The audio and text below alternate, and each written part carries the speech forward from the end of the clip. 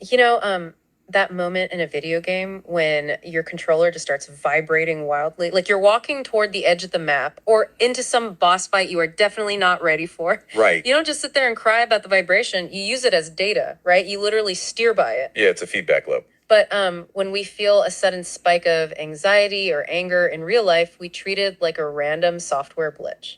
So, welcome to today's deep dive, where we are unpacking this wild stack of metaphysical texts. And these texts argue that your emotions aren't just random feels, they are a literal GPS system for reality.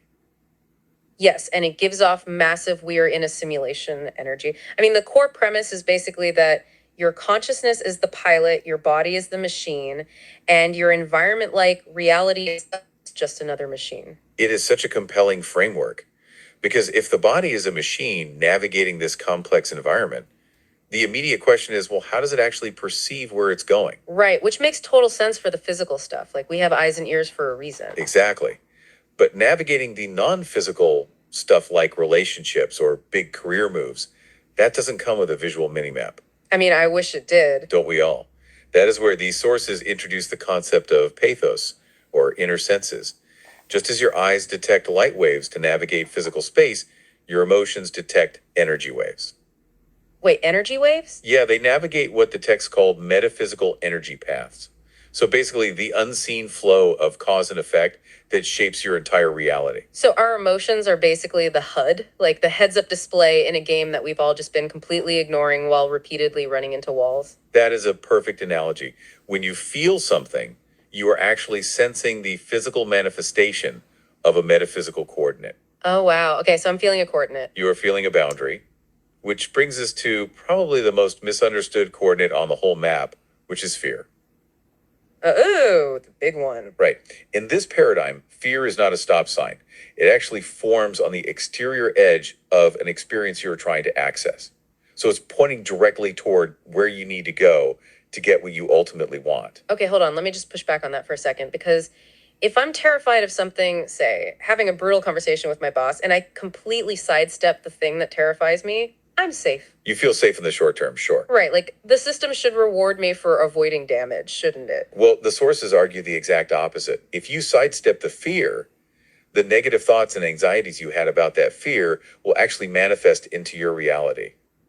Wait, seriously, so by avoiding it, I'm causing it? Essentially, yes.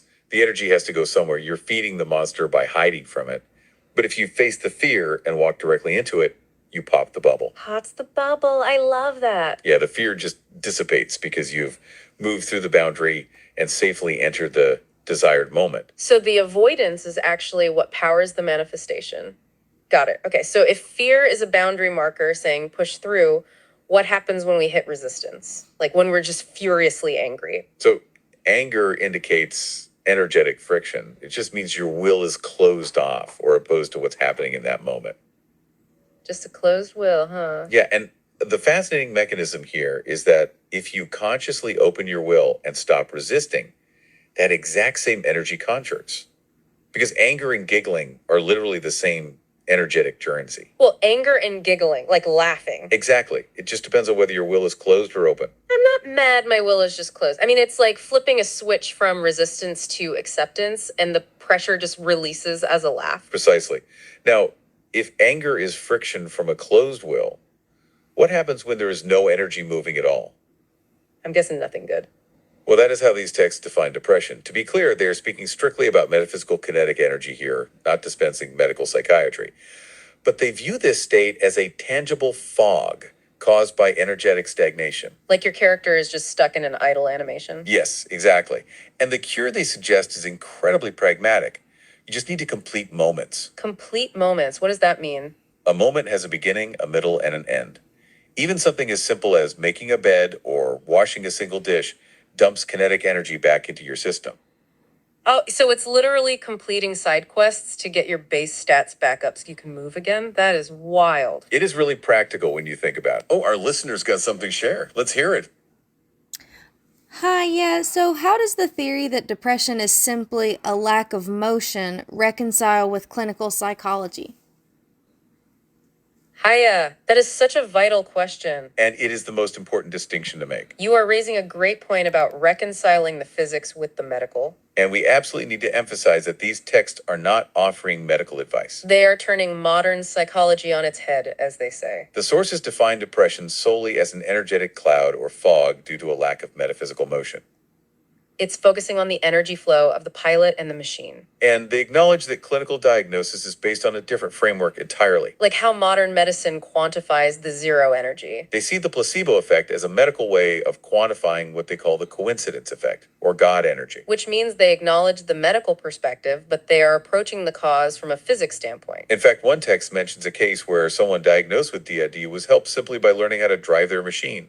So understanding the machine's mechanics allowed the safety switches, the DID to stop being hit. It cleared up the issue by addressing the navigation problem, not just the psychological manifestation. It's all about motion and completion to dump kinetic energy back in, moving you out of the energy cloud. But again, this framework is focused on the metaphysical cause of stagnation, not the clinical treatment of a disorder. Right, it's an instruction manual for the machine, not a doctor's guide. It is really practical when you think about it. It really is, and that perfectly bridges us to the most chaotic dynamic of all in these sources. If we are moving through the world, bumping into other people's energy fields, we have to talk about the sex river. Ah, yes, the sex river. When two people meet and begin to form what the text calls an interpersonal bubble, a shared energetic space, things can get confusing. Super confusing because suddenly there's this overwhelming, intense sexual chemistry. But the texts say that energy exists entirely on the outside of that bubble, right? Yes, because true, vulnerable connection is deeply intimidating. So the system throws up high-intensity,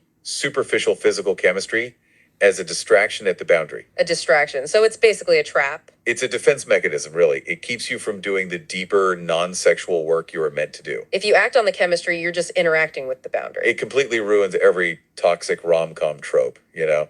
I mean, the universe is throwing up a smokescreen and saying, please ignore the sex river. It really does frame things differently. It forces us to ask what the energy is actually directing us to do. Wow. So for you listening, instead of just venting about your feelings, or letting them completely crash your operating system, try treating them as practical cheat codes. treat them as tools to navigate your daily life. Exactly. The next time you feel a strong emotion, step back. Analyze it as a data point. What is the system actually telling you? Which leaves you with this final thought. If every single emotion is just a directional arrow on your metaphysical dashboard, What destination is your most persistent, annoying emotion trying to steer you toward right now? and why do you keep refusing to make the turn? Exactly. Stop ignoring the controller vibration. And think about that idea of completing moments to move out of stagnation. If even easy, comfortable emotions are just a parking brake. You might be keeping yourself from leveling up. Thanks for joining us for this deep dive into the... Oh, yeah. Uh-huh. Yeah, real quick question. What would be the best way to identify actual intimacy with someone versus just the sex river? That is a phenomenal question. Okay, let's unpack this for a second because that is the key distinction. If the sex river is the external, overwhelming sexual thought, true intimacy is signaled internally. Here's where it gets really interesting because the texts give you a very specific internal signet. They say if you are meant to be intimate with someone, you will experience I don't wannas or fears. Wait, I don't want to like resistance? Yes, if you feel those fears and internal hesitations, the I don't wannas, that means the true sexual energy is actually inside the connection bubble. So if I'm terrified of committing to someone, that fear is actually pointing me into the deeper, intimate connection. Precisely. Is the opposite of the sex river. You won't encounter the sexual thoughts first, but rather last, as they emerge from the interior of the connection. So the external signal is misleading, and the internal fear is the honest signal of true vulnerability. This raises an important question. Why does true intimacy manifest as fear? Because unconditional love, the ultimate energy, is deactivated by the fear or desire for possession.